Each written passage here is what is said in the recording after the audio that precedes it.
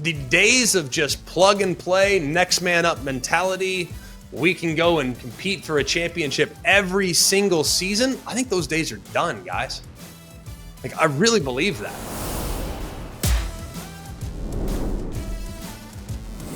Hello and welcome to Always College Football. I'm your host, Greg McElroy. Thanks for being here. Today's Monday, February 3rd, and we hope that you're enjoying the show wherever it is you're consuming it, whether that's the podcast platforms on Spotify, Apple Podcasts, you name it, or if you're here with us via the ESPN YouTube channel. Thanks for being here. Kubiak's here, Jake Garcia's here, Jack Foster and company. They don't have time for us anymore. You know, they get through the national championship and then they just throw us out, throw the baby out with the bathwater. That's just us, me and Coobs here on Always College Football. Jake's always here as well. Look, we have a really busy show.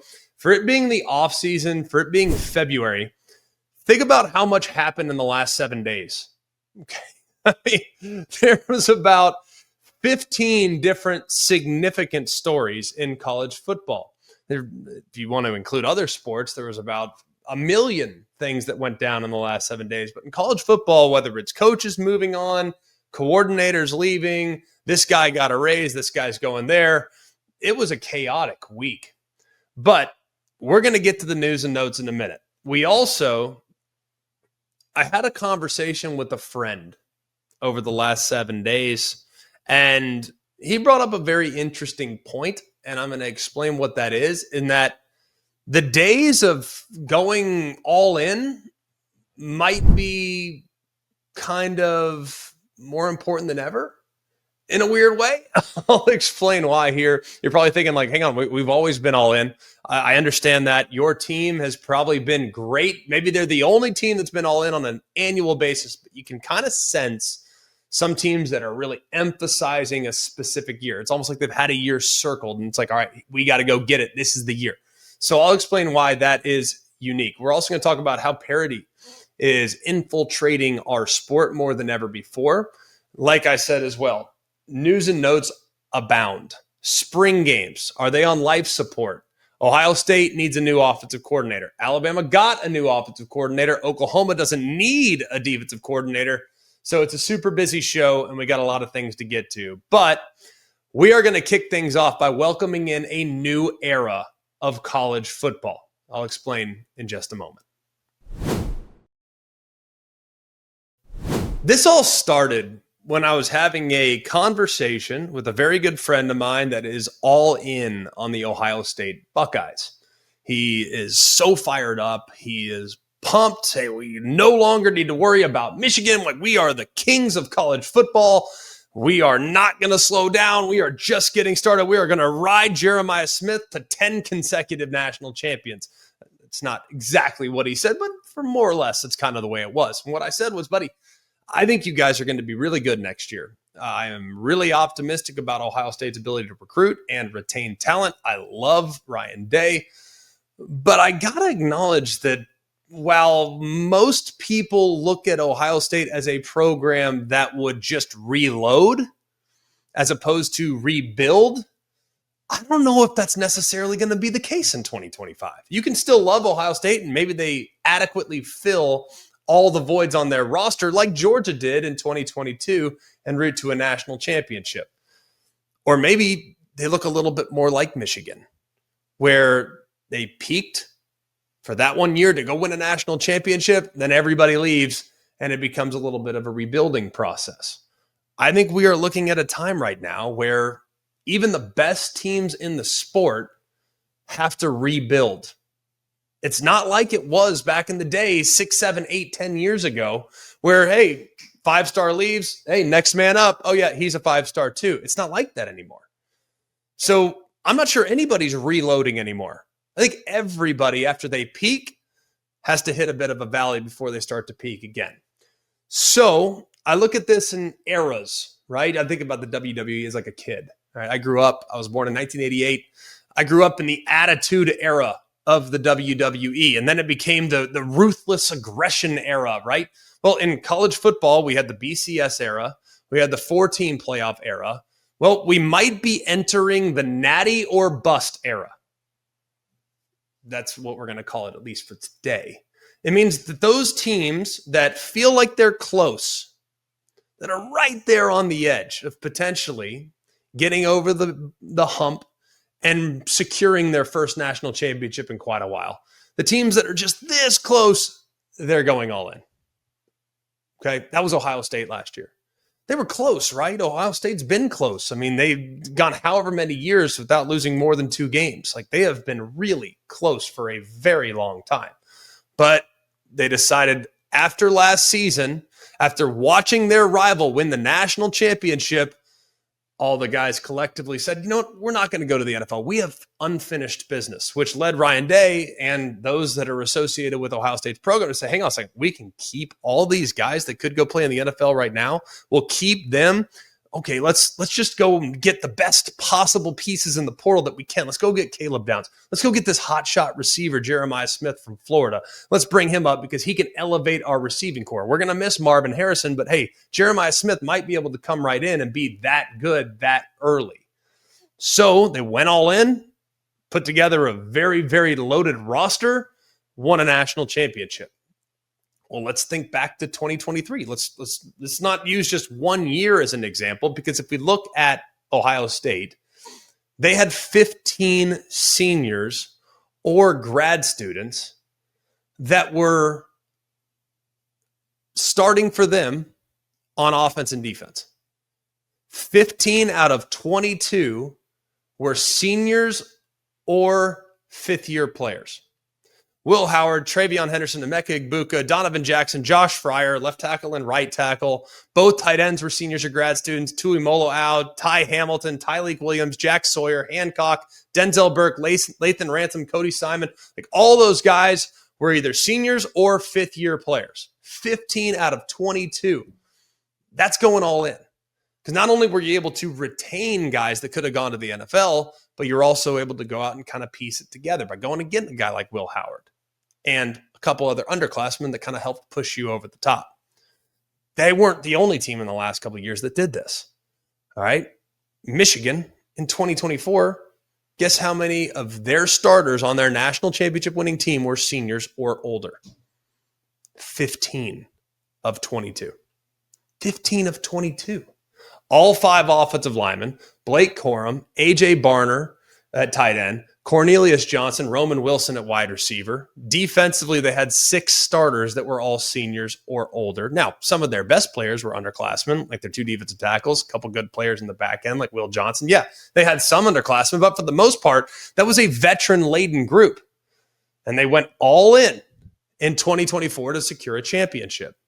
Well, 2023 season, 2024 national championship, right? So we look at some of the teams that might be doing that this year. I look at a team like Clemson. Clemson, look at how many pieces have been brought along slowly over the last couple years that have kind of, all right, hang on. All right, so Cade Klubnik, now year 4 at Clemson. You look at some of the pieces. Yes, they lose a running back, sure, but I think they're going to be okay there. You have veteran presences along the offensive line. Their receivers were freshmen, sophomores the last couple of years. Now they're all back. Defensively, you had some freshmen and sophomores that were really good. Now they're juniors and seniors in some cases. Like, Clemson could be that team this year. And if you need any more of an indicator, just look at how these coaches approach the coaching carousel from a coordinator standpoint. You think it's an indicator that Dabo Swinney was able to go out and get Tom Allen, the defensive coordinator from Penn State, to come to Clemson? I mean, that wasn't a cheap move by any stretch of the imagination. What about the guy that filled the void of Tom Allen at Penn State? Jim Knowles, $3.2 million to go become the defensive coordinator of the Nittany Lions, to stay in conference in the Big Ten, to move from Ohio State to their rival Penn State. Significant. Another team that's going all in for this upcoming season. You think about the pieces that are back. Drew Aller at quarterback, a couple of really good tight ends, a couple of really good players along the offensive, or a couple of good running backs, a couple of really good players along the offensive line. Yeah, they got to replace Tyler Warren. That's really tough. You got to replace Abdul Carter. Really tough. You got denied Dennis Sutton. You got to replace Kobe King. But look at the pieces in general that are back, that are veteran, that are experienced, that have multiple years of starting experience there at Penn State, and the success that they had. They had a 10-point lead over Ohio State and Notre Dame, both teams playing for the national championship. Penn State was in control in their game against them, or at least for a moment. So there are a lot of teams that are going all in. And I think it's going to be fascinating to see how it all works. The teams in the years of just, hey, I won a championship. Oh, I rolled. Oh, I was great. Yeah, those are awesome. And you might have teams that are just supremely talented, that have underclassmen that are playing well beyond their years, and inexperienced guys. Maybe you bring back 7 starters and your 15 guys that are newly starting. Maybe they're more talented than the guys you had beforehand. We've seen that happen, but it's rare. Experience matters in college football. At least it does the last couple of years with what we've seen from Ohio State and from Michigan. There's a bunch of really interesting angles to this as well. Because if you look at the teams and the way talent is starting to spread out kind of across college football, we're no longer seeing the super teams anymore. We're no longer seeing the teams that can backfill All-American players with All-American players that were very content the last year playing in a role. Like the guys that used to be backups are now starting at other places. So in the event in which you have an injury, you might be forced to play a true freshman.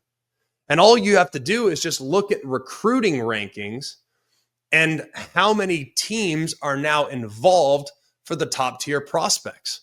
NIL has leveled the playing field there, very much so. Because now, all right, I might not have as deep of resources. My pockets might not be as deep as a Texas or an Ohio State or a Texas A&M, but we have 10 million in NIL. We can go and get good players too. So as a result, you're seeing more and more talent kind of spreading out wider than it is stacking behind other top tier talent that was recruited from the previous class. Let's look at this 2025 recruiting class signings from 247. You had 7 different teams sign multiple 5 stars. That's a handful. So 7 different teams. You had 25 different teams that signed 8 or more 4 stars. So 8 or more 4 stars, meaning that in some cases, over a third of your class are high-level producers, and 25 different teams were able to reel in that many good players. Texas had the number 1 class, according to 247, with 309 points. How did those points accumulate? I don't know. I know that certain players and certain prospects and the amount of prospects factor in there. But Texas was number 1 last year with 309 points. Notre Dame was number 12. That was with 268 points. So the gap between number 1 and number 12 was just 41 points. You also take into account transfer portal. 12 teams signed at least 4 4-star transfers as well. So teams are piecing together their roster in different ways, but just take my word for it, talent is being spread out a lot more than it was back in the day. Let's look at some other signing classes. Like I said, between number 1 and number 12, we chose 12 because there's 12 teams in the playoff. So if you're wondering, why did we come up with 12? It's because there's 12 teams in the playoff, and the gap between 1 and 12 was 41 points in 2025.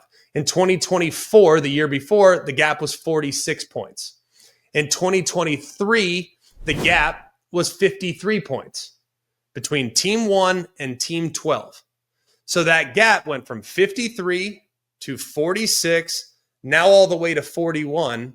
And if you look ahead towards the 2026 class, that gap might be even tighter between Team 1 and Team 12 in the recruiting rankings. If you go all the way back to, say, 2015, say 10 years ago, I just referenced in 2025, there were 25 teams that signed 8 or more 4 stars.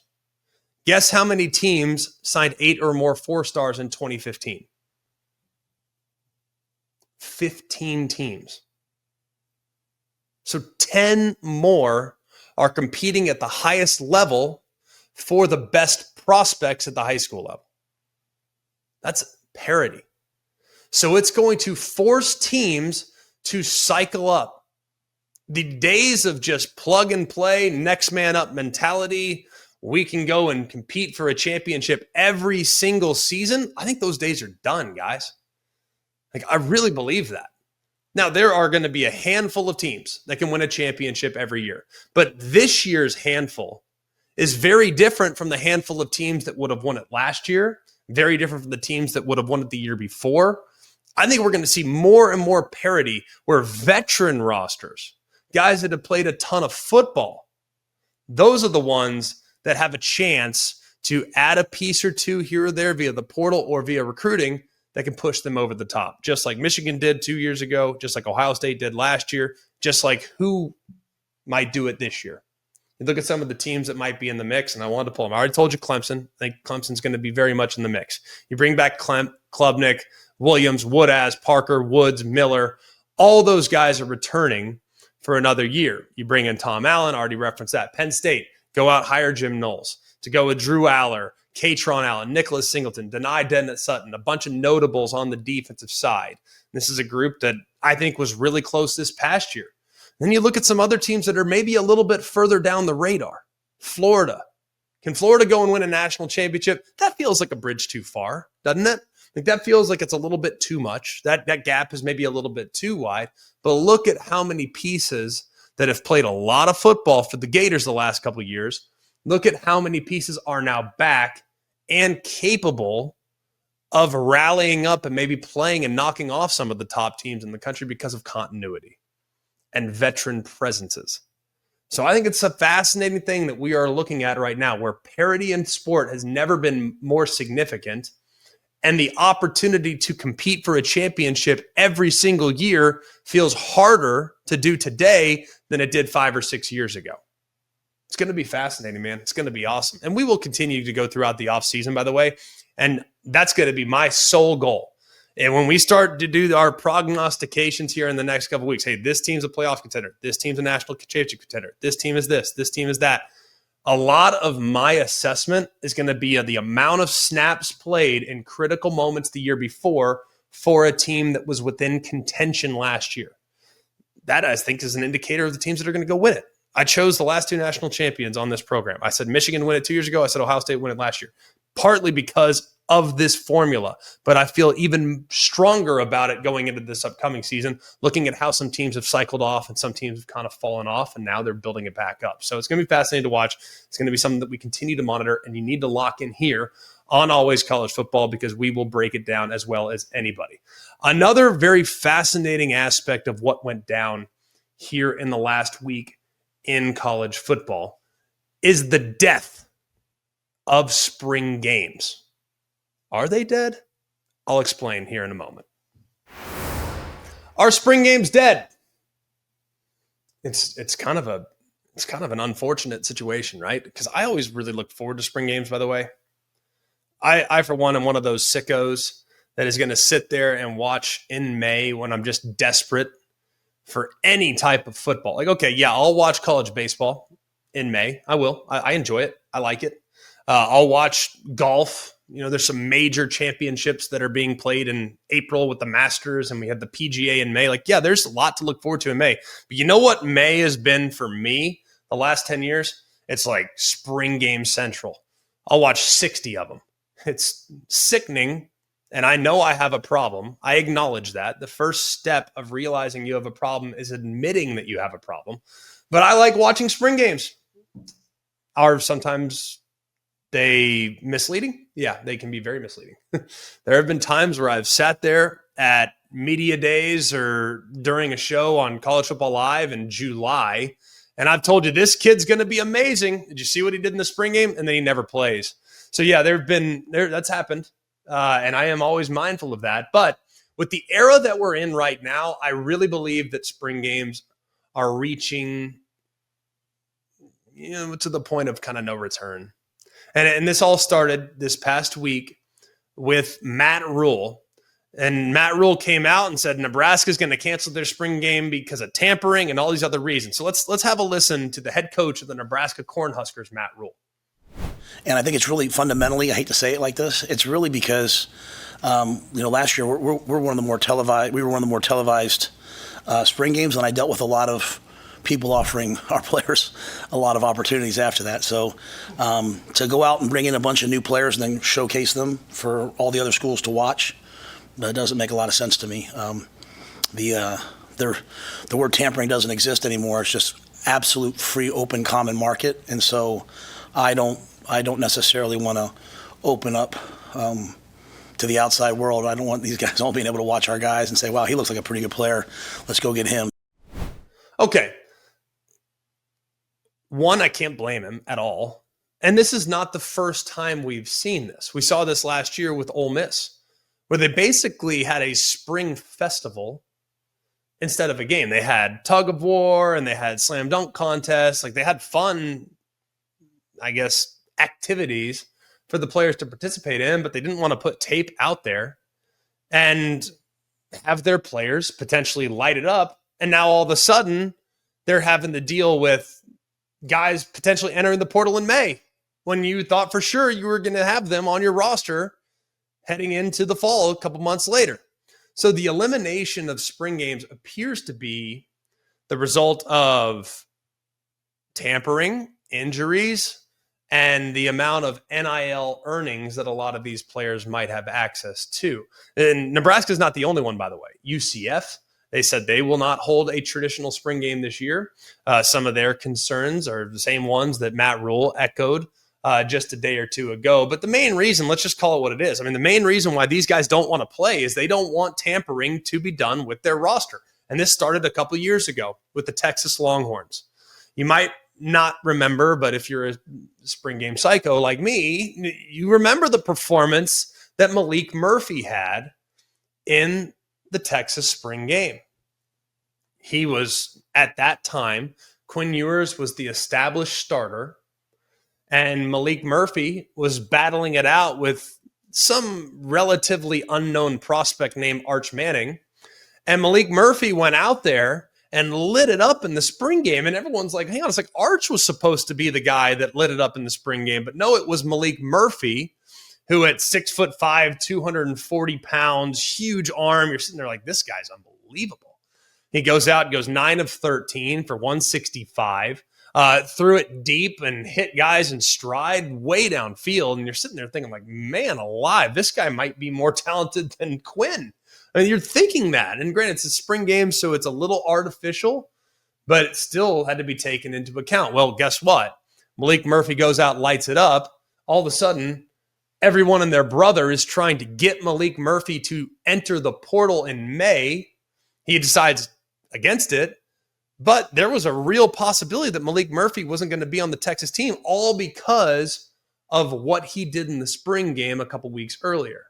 It was a real possibility. And then it carried over all the way into the latter part of the season, and Malik Murphy ends up getting in the portal, leaving the team prior to them competing in the Sugar Bowl. That was the national championship semifinal prior to last year. So Malik Murphy, all that buzz and attention he was getting in May didn't stop, didn't slow down. First opportunity people had to get him in the portal, he ended up going, and he had to leave the team as a result. So he wasn't around for the national championship. So had Quinn Ewers gotten hurt, God forbid, it would have been Arch Manning that would have come off the bench to become the backup and lead the team to victory if the opportunity presented itself. So this all started a couple of years ago when it's basically, if you have a guy that shows up and balls out in the spring game, you're exposing him.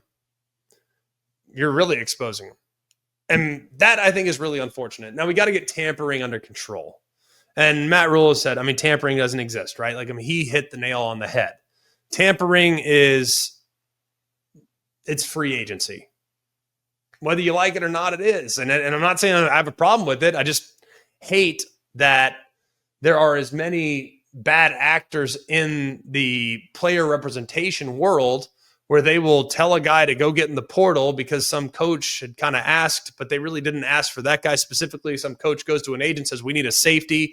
And all of a sudden, this agent goes and tells 10 guys, hey, get in the portal. This team needs a safety. And now 10 guys are in the portal, but only one gets the job. So 9 guys are now in the portal with nowhere else to go because this agent misled 10 players. So I hate that aspect of it, but I also acknowledge that having a spring game only highlights what these guys might be capable of and makes them even more attractive to a team that might be desperate to add a player at that position.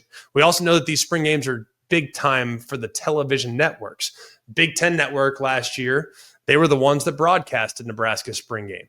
And after Nebraska's spring game, there were 2 scholarship players that entered the portal after the spring because of what they did in the spring game. Raquan Buckley went to Michigan State, and Chief Borders went to Pitt. So I'm not accusing, by the way, Michigan State and Pitt of tampering. I'm just suggesting that Nebraska lost players because of a spring game performance last year. That performance, by the way, also attracted 60,000 plus people. And a lot of people on the Big Ten Network watched that game. So that's a huge problem. 31 players from Nebraska entered the transfer portal after the 2024 season. 12 of those 31, have already landed at other Power 4 programs. So I don't really blame Matt Rule for saying, hey, guys, we're going to keep this kind of in-house. We're going to compete, and we're going to do the best we can in the 14 practices that are not public, but we're not going to have a spring game because we don't want to basically create an opportunity for our guys to go potentially get picked off by other teams. The other thing that's also a problem with spring games is that injuries are an issue. I mean, you already have a roster that's potentially shrinking to 105 players because of the NCAA versus the House settlement deal. So with shrinking rosters, you're probably going to see less and less contact, which means less and less contact means less injuries. So that's something to be mindful of as well. But I'm bummed about it, man. Spring games are awesome. They're something to look forward to, and they're great for the fans. It's cheap. In some cases, it's free. In most cases, it's free to go and watch your favorite team on a beautiful sunny afternoon in April. Now that could be going away is unfortunate, but I get it. If I were a coach, I'm not sure I want to expose the guys to the publicity that would be potentially garnered with a great spring game performance. Does that hurt the player? Yeah, it does kind of, but at the same time, it helps the team. And if I'm the coach, my job is to take care of the team over any one individual. So can't say I blame Matt Rule, but it is unfortunate because it does take away from the 60,000 plus people's experience to go celebrate Nebraska football at some point in the spring. Now, a whole host of news and notes here on Always College Football, and there's a million of them, by the way. We had to cut stuff out because there was so much movement and high-profile movement, too, involving big brands, big programs, and big hires at a lot of these different places. We will start with Alabama. Alabama has officially hired Ryan Grubb as their new offensive coordinator. This is the third time that Alabama has pursued Grubb for that position. It started by Nick Saban back in 2023. At the time, he had a vacant offensive coordinator position. He went after Ryan Grubb, offered the job to Ryan Grubb, but Ryan Grubb, after thinking about it for a couple days, said, man, I can't leave Michael Penix, Rome Odunze. We have a chance to be great at Washington this year. So we turned it down initially to stay at Washington. It was the right decision that year because Washington made it to the national championship. They came up short in that game, but still, Grubb had a sensational year. He parlayed that year to a job at Alabama. Last year, he followed Kalen DeBoer. He was the offensive coordinator there, was on staff for a couple weeks. And then after the coaching carousel for college shut down, the NFL coaching carousel started going. So the Seattle Seahawks come in, try to hire him, and they get him. Who can blame him, right? He was recently fired by the Seahawks, and now he will take over as the OC at Alabama. I think this is a great hire for Kalen DeBoer and this staff. Ryan Grubb is an amazingly cerebral coach. Very thoughtful, very intentional. If you look at the different ways that he tries to attack opposing defenses, he has a great feel for how to create confusion, whether it's with multiple tight end sets, multiple wide receiver sets, unique motions and shifts, both pre-snap and while the ball is being snapped. He creates a lot of problems for the opponent. That's why Nick Saban wanted him.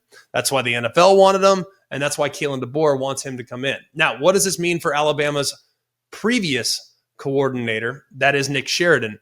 I have not heard anything at the moment that Nick Sheridan's going anywhere. He's just not going to have the offensive coordinator title and will not call the plays. But Nick Sheridan played quarterback at Michigan, has been in that position, has been in that helmet, understands how to relate to the quarterback because he played it and played it at a high level at Michigan.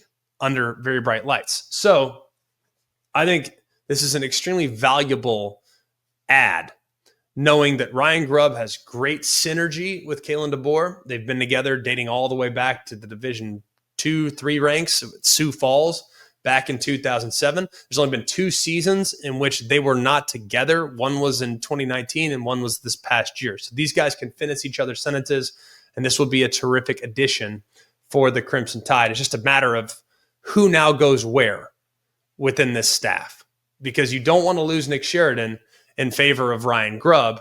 You want to find a capable spot for Nick Sheridan so that he can still have his hands on the program, because he's a really good coach that is up and coming as well. Notre Dame has officially hired Chris Ash, and I really like this play from Marcus Freeman. You never want to lose Al Golden, right? Al Golden, the defense coordinator, was there for 3 years, did an amazing job. He now gets hired by the Cincinnati Bengals, and Al Golden, they would not have competed for the national championship last year if it wasn't for the coaching that Al Golden brought to that team. He was amazing. What I really appreciate most about Al Golden was his acknowledgement of where they would be at a disadvantage. Oftentimes, and I meet with these coaches every week, all right? Like I know a lot of these guys, have been in meetings with all these guys. A lot of coaches, they don't often have blind spots as it relates to their own roster. I think it's very important as a coordinator to acknowledge not just what we do well, but what we might struggle with. And Al Golden was very honest when it came to his assessment and the matchups that they would have on a weekly basis. For instance, there might be a team that they'd be playing against, and he would look at their personnel and say, I'm not sure we can hold up doing what we've done against a group that's this good along the offensive line, for example. So as a result, we have to change what we do. We're going to have to mix and match, or we're going to have to do some movement. We're going to have to create confusion for them, and that's how we're going to attack them. And they did. I also love how the teams like Indiana, for example, Indiana thrived on throwing back shoulder passes. That's what they did. Back shoulder, back shoulder, back shoulder. I mean, they completed 1 million of them. So when you look at how Notre Dame defended Indiana in that first round playoff game, they defended the back shoulder over and over and over again. They did so beautifully. So this was, I think, one of the best coaching jobs in America last year by Al Golden. So replacing him was going to be very difficult. But what can you do? Go and try to find a guy that has a comparable path to Notre Dame as Al Golden. That's Chris Ash. Now, not exactly the exact same experience. Al Golden was a multiple-time head coach. Then he went to the NFL, and then he landed at Notre Dame. Now, Chris Ash has not been that at least multiple times, but he has spent the last 4 seasons in the NFL. He was with Jacksonville and Las Vegas. He was a scout for the Raiders as well, so he's been in the player personnel angle as well. He also has spent a lot of time at the college level, where he's had tons of success at Ohio State, Wisconsin, Arkansas, and Texas. Now, there have been some moments where maybe it wasn't as good, but he was the co-coordinator of the national championship team for Urban Meyer back in 2014. So I like this a lot because it feels like Chris Ash is very comparable to Al Golden. He's thoughtful. He's been around the NFL. He's going to implement an NFL style to their defense. And I think he's a guy that will blend really well with the culture that's already been created by Marcus Freeman. One other addition, too, that's massive, they will retain defensive backs coach Mike Mickens. So him remaining on staff was big because he was in the mix for the coordinator job, didn't get it, but retaining him as their defensive backs coach is huge. So not only do you get Chris Ash, but you keep Mike Mickens. That's a win-win for Marcus Freeman. Other moves, this one, not adding to the staff. This one's losing off the national championship winning staff. That's Chip Kelly. He's leaving Ohio State for the Las Vegas Raiders. He's going to be the offensive coordinator under new head coach Pete Carroll. Adam Schefter confirmed this. Pete Thamel confirmed this. And they had played each other in college, by the way. I was looking at this, and I was wondering if they had ever kind of matched up. And Kelly was the head coach at Oregon. Pete Carroll was the head coach at USC, and they played against each other in 2009. Chip Kelly went on to have an amazing run at Oregon, was 46-7, went to the national championship in 2011, went to a couple Rose Bowls, and won a Fiesta Bowl. So he did a lot of really good things. But the head coaching run in the NFL, the head coaching run at a couple spots in the NFL, ended up becoming the head coach at UCLA, leaves UCLA to go to Ohio State because he was just over the administrative work that you have to do as a head coach in college football nowadays. Who can blame him? I mean, you're having to not just deal with guys going to class, NIL, agents, you're dealing with all this stuff, and you're having to fundraise constantly. He just wanted to coach ball. He just wanted to call plays, draw plays, design plays, scheme up defenses, and try to move the football and score points. That's way more fun, right? That's way more fun. So he makes that decision. They win a national championship. What a great decision it was. I think Chip Kelly was very important for Ryan Day in many ways. Chip Kelly, his expertise is in creating advantages in the run game. Ryan Day's expertise is all aspects of making it easy on the quarterback as far as the passing game is concerned. That blend, that mesh, that synergy was really, really helpful in leading Ohio State to their first national championship in 10 years. But with what you have to do at the college level and the calendar and having to entertain recruits 52 weeks a year, it seems like, who can blame someone that has a chance to go make a lateral move and become a coordinator in the NFL? And that's what Chip Kelly will do. So I hate that the Buckeyes have been basically raided. They lost Jim Knowles to Penn State in a horizontal move. You lose your offensive line coach, Justin Fry, to the offensive line coach with the Arizona Cardinals. And now Chip Kelly leaves to become the offensive coordinator of the Las Vegas Raiders. So hate that they're having to replace a lot of key pieces, but this will be a very attractive spot. Whether it's where they stay in-house and promote Brian Hartline, who already had a co-offensive coordinator title, where they go back to the well and bring Kevin Wilson back. He was the OC there a couple years ago. If they go get a sitting head coach like Jason Candle, who at Toledo had been in the mix for this job the last time around, or Joe Moorhead, who's the head coach at Akron, has had success calling plays in the Big Ten. Or if they go and say, hey, who's the best doing it right now in college? Maybe they look at a Will Stein out at Oregon. It'd be fascinating to see where this coaching search ends up leading. But either way, it's an extremely attractive spot because of the resources and the talent that you're going to have there on the roster for the Buckeyes. Brent Venables has decided we don't need a defensive coordinator. We're not going to do it. I'm going to do it myself. He's going to handle defensive play calling responsibilities for the Sooners in 2025. He announced that in a statement on Saturday. Full control on defense will reside with him. It was interesting because this defensive coordinator hire went in a bunch of different directions. Defensive coordinator hire, I guess, no hire. Zach Alley was the play caller last year, takes a job at West Virginia on December 29th, and that kind of got the wheels spinning. Like, what's going on? Why would Zach Alley leave? They just did a really good job on defense. Why would he leave for a more difficult job? Well, you find out that they were kind of pursuing Jim Knowles, and Oklahoma was pretty confident that they'd be able to land him. They said they were comfortable going up to $3 million a year. They thought that it was a done deal. But I do think there was some confusion. How involved would Brent Venables be in the play calling duties? And I think that might have scared Knowles just a little bit. That's why Knowles ends up going to Penn State, where James Franklin assured him you have full control, full autonomy over what you guys are doing defensively. And they paid him $200,000 more than Oklahoma was going to pay him. So that's helpful as well.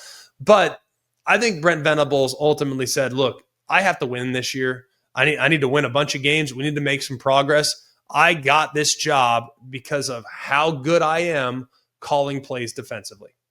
That's why Brent Venables is the head coach at Oklahoma. So while it's a lot to expect a coach to go out and call plays and run a program, who can do it better than Venables? I'm not sure I have the answer to that. And you go out and you get Wes Goodwin, who was at Clemson coordinating their defense the last couple of years. Now he's reunited with Venables, and hopefully his addition can help take some of the pressures off Brent Venables with the game planning on a week-to-week basis. So I like this move by Brent Venables, by the way. I think it's the right move, especially if you can't get an obvious upgrade at the position. You're there because of your expertise on that side of the ball. Lean into it. I think it's going to be a good thing for Oklahoma moving forward. Finally, ESPN has exercised their opportunity to extend their ACC contract. Now, what does this mean? Now, basically, the ESPN owns exclusivity over ACC sports until 2036. Now, this deal was scheduled to end at around 2027. But at that point, I think it was all likely that ESPN would pick up the contract and add 9 years to that contract. And this now allows things to kind of calm down a little bit with Clemson and Florida State. Now, I look at the ACC grant of rights, and Clemson and Florida State have been publicly challenging that. I think now at this point, they're at least on solid footing until 2031 at the very earliest. So I don't anticipate any immediate exits. I don't anticipate Florida State and or Clemson continuing this on. I don't think North Carolina is going anywhere. I look at all of this. I think everything's going to be just fine. So this is good. This is really good. What I'm also excited about is the possibility of a new revenue distribution model that will kind of alleviate some of the problems for the financial disparities that the ACC has relative to the Big Ten and the SEC. They are proposing a brand fund, which is going to allocate a percentage of the television revenue, and they're going to give it to the programs that are generating the most value. So last year, it would have been Clemson. The year before, it would have been Florida State. Miami would always be in the mix there. North Carolina would be in the mix there. Those are the programs that you would expect to benefit most from this success-driven initiative, which I think makes sense. Hey, you win, you get a bigger piece of the pie. It makes sense to me. In a perfect world, would you like to split everything evenly? Sure. Yeah, equal distribution works best. We've seen it work in other places, but I don't know if it's something that can be sustained when it's pretty obvious that some of the programs are kind of carrying the brand of the ACC. I don't know if that's necessarily accurate or not, but I understand why you would reward the teams that are playing in the postseason for the college football playoff national championship. Those teams should be rewarded, and therefore will have more access to the finances that would be potentially available to them under this new model. One other angle of this is, how does it affect Notre Dame? Because as you guys know, Notre Dame, they play ACC teams 5 or 6 times a year. And that is an important part of how the ACC is going to continue to increase revenues and competitiveness to find more marquee matchups for Notre Dame. Notre Dame is a huge brand in our sport. So anytime an ACC team can be hosting Notre Dame, and that could potentially live on ABC at prime time, that's big for the ACC and for Notre Dame as well. So I think the ACC is exploring more ways to create matchups for Notre Dame. They might play against ACC teams at the top more frequently. So we could see more Notre Dame at Clemson, Notre Dame at Miami, Miami at Notre Dame, North Carolina at Notre Dame. We could see more games like that, which is beneficial to not just the ACC, but to Notre Dame as well. So I like where this is heading. I think it's the right move for ESPN. I think it's a good move for the ACC too, to kind of calm down some of the chaos that has been felt, at least publicly, the last couple of years. That'll do it for us here at Always College Football. Continue to ask all of you guys, if you could, like, rate, subscribe to the show wherever you get the show on the podcast platform. Just go ahead and subscribe. It'll be in your inbox every single time we put out an episode. So we appreciate your support there. Continue to tell your friends that we are going to be doing this multiple times a week. We also are going to continue to have great conversations with former college football stars over the next several weeks. We're going to have them tell their story. We enjoyed our visit last week with Cardale Jones. If you did not hear it, go take a peek. He throws some shade at some teams for sure. So go take a peek at last week's episode there as well. Really fun show today. We'll do another one. Continue. I mean, gosh, there's a lot going on right now in college football. So we'll continue to hit some of the news and notes throughout the week, but we also at some point want to start diving into college football playoff contenders. So we could do that on Thursday, or we could do that next Monday as well. So a lot that we need to get to and a lot that we need to look forward to here at ACF. So for all of us here at Always College Football, for Mark, Jake, Jack, the other Jack, I'm Greg. We hope you have an amazing day. And remember, it's always college football. Hey guys, it's Greg McElroy. Thanks for watching Always College Football. Make sure you like, rate, and subscribe to ESPN's YouTube channel and wherever you listen to your podcasts.